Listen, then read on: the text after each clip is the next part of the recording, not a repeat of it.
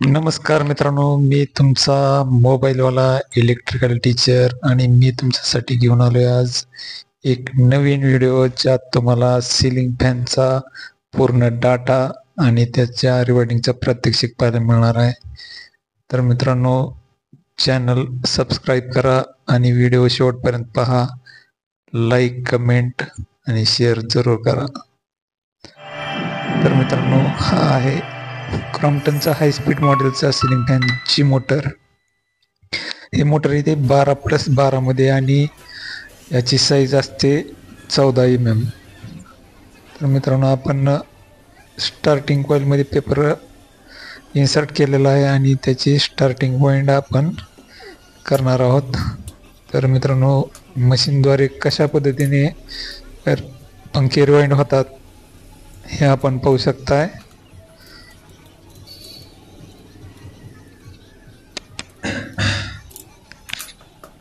तर मित्रांनो,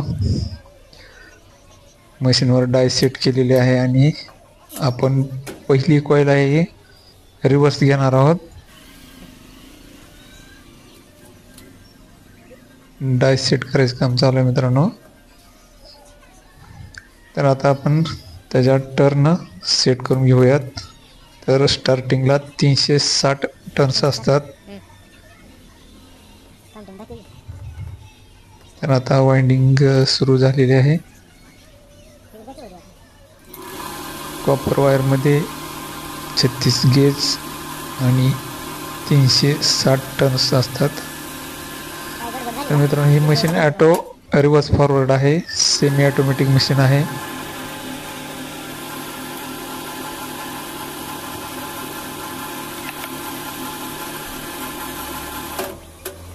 तर मित्रांनो, दररोज नवीन नवीन व्हिडिओसाठी आणि काहीतरी शिकण्यासाठी म्हणून तुम्ही चॅनल सबस्क्राईब करून घ्या. कारण मी तुम्हाला खूप महत्त्वपूर्ण आणि तुमच्या गरजेची माहिती तुम्हाला या चॅनलद्वारे व्हिडिओद्वारे देत असतो.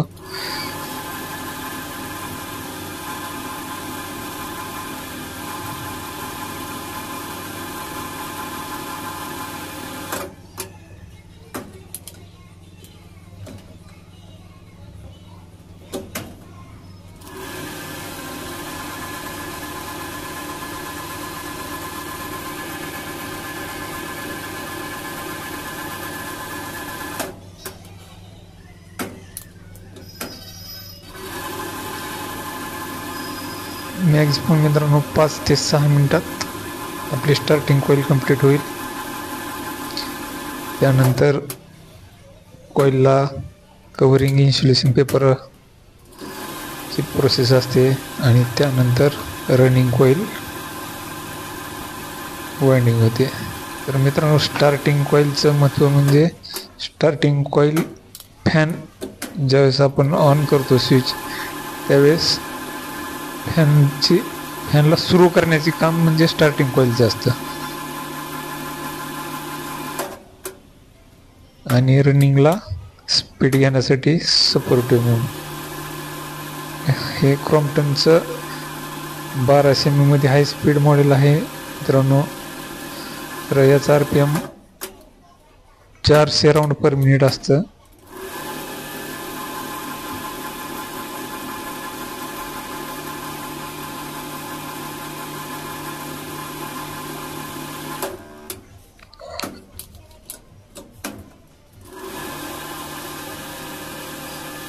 अशा प्रकारे आपली स्टार्टिंग वाइंडची शेवटची कॉईल राहिलेली आहे वाइंड करायची. एक कॉईल रिव्हर्स आणि एक कॉईल फॉरवर्ड होते मित्रांनो.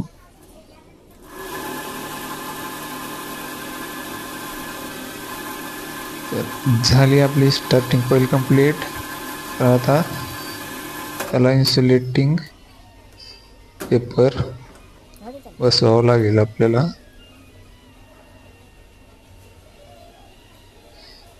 इन्सुलेटिंग पेपर बसवताना मित्रांनो, पंखा बॉडी अर्थ होणार नाही, वायर कुठेही मोटरच्या बॉडीला टच होणार नाही याची पुरेपूर काळजी घेणं गरजेचं आहे.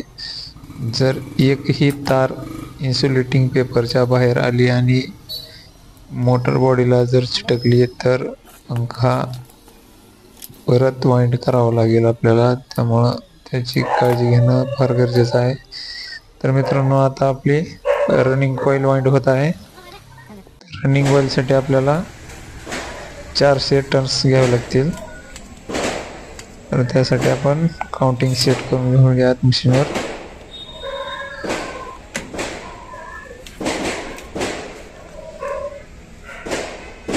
काउंट सेट झालेला आहे.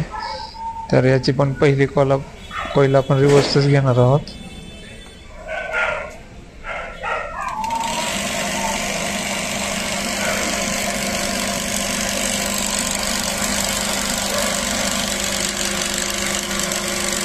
पहिली कॉईल रिव्हर्स झाली. आता नेक्स्ट कॉईल फॉरवर्ड येईल. अशा प्रकारे एक कॉईल रिव्हर्स आणि एक कॉईल फॉरवर्ड असते.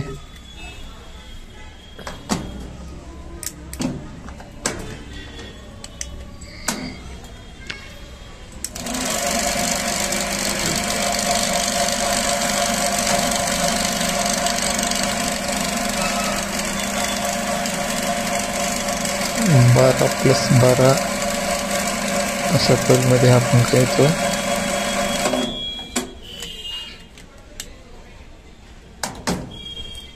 क्रॉम्प्टनमध्ये सगळ्यात जास्त चालणारं मॉडेल आहे मित्रांनो हे.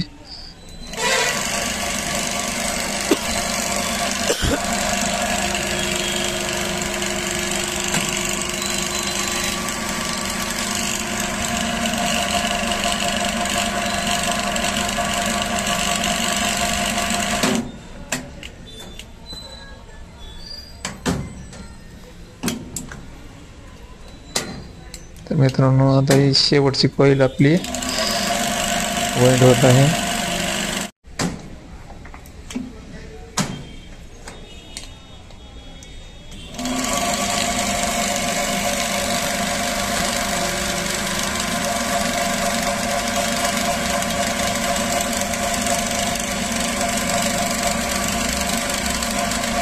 अशा प्रकारे आपली रनिंग कॉईल पण कंप्लीट झाली आहे. तर ज्याप्रमाणे स्टार्टिंग कॉईलला आपण इन्सुलेटेड पेपर बसवला, तसाच रनिंग कॉईलला पण इन्सुलेटेड पेपर बसवायचा आहे. आणि तो झालेला आहे. आता वेळ आहे कनेक्शनची. तर मित्रांनो, यातून 4 लीड बाहेर आले आहेत, 2 स्टार्टिंगच्या आणि 2 रनिंगच्या. तर कॉमन कसं काढायचं हे दाखवतो मी तुम्हाला आता. त्यासाठी अगोदर त्याला 1 नंबर 1 mm स्लीवनं कव्हर करून घ्यावं लागेल.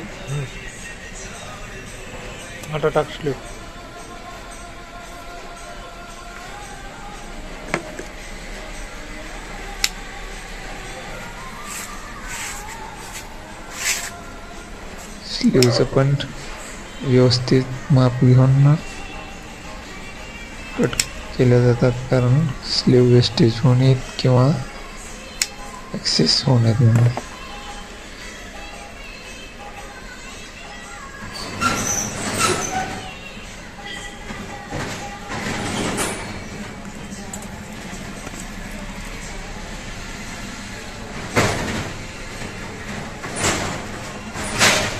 मित्रांनो, आता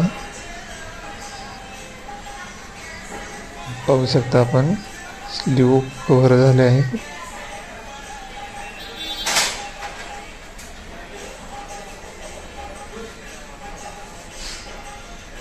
आता हा महत्त्वाचा पार्ट आहे मित्रांनो, सेपरेटर. जिथून कॉईल स्टार्ट होते आणि जिथे एंड होते त्या 2 कॉईलच्या मध्ये सेपरेटर टाकणं गरजेचं असतं. सेपरेटर म्हणजे दोन्ही स्टार्ट जिथं झाला आणि एंड झाला तिथे ते दोन्ही विलगीकरण करणे, म्हणजे जेणेकरून वाइंडिंग गरम झाल्यानंतर त्या दोन्ही कॉईल एकमेकाला चिटकणार नाहीत. जर चिटकल्या तर वाइंडिंग शॉर्ट झाली असं समजावे. म्हणून आता मित्रांनो, स्टार्टिंग कॉईल आपण जिथून सुरुवात केली होती आणि स्टार्टिंग कॉईल जिथे एंड झाली होती त्याची तार आणि रनिंग कॉईल जिथून स्टार्ट केली त्या दोन्ही एक करायच्या, म्हणजे हे आपलं झालं कॉमन कनेक्शन म्हणजे मेन कनेक्शन, जे दोन्ही कॉइलला अटॅच करतं.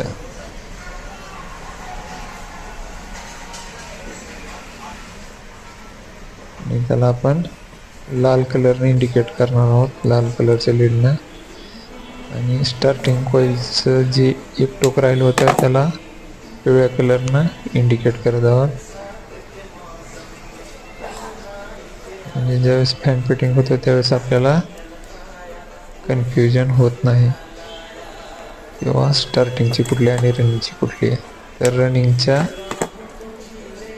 शेवट राहिलेल्या ताराला पण ब्लॅक कलरने इंडिकेट केलं आहे, म्हणजे RYB प्रमाणे कनेक्शन झालेलं आहे. तर कनेक्शन झाल्यानंतर 3 नंबरच्या स्लीवने कव्हर केलेलं आहे आणि त्याखाली ब्लॅक पेपर इन्सुलेशन केलेलं आहे.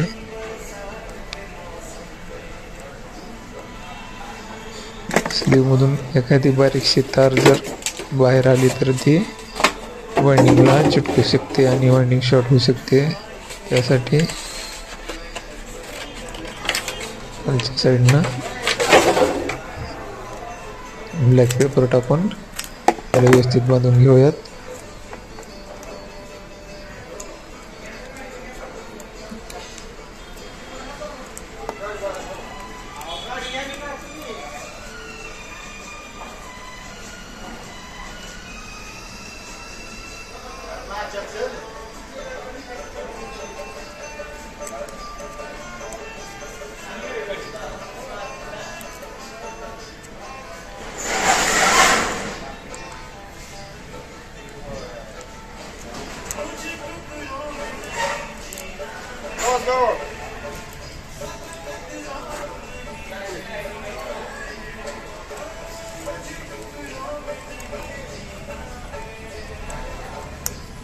अशा प्रकारे आपली सिलिंग फॅनची वाइंडिंग कंप्लीट झालेली आहे.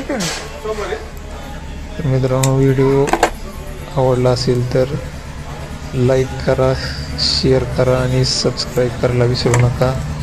त्याचबरोबर बेल आयकॉनचं बटन दाबा, म्हणजे तुम्हाला माझे व्हिडिओ अपलोड झाल्यानंतर नोटिफिकेशन येईल आणि तुमच्या ज्ञानात भर पडेल.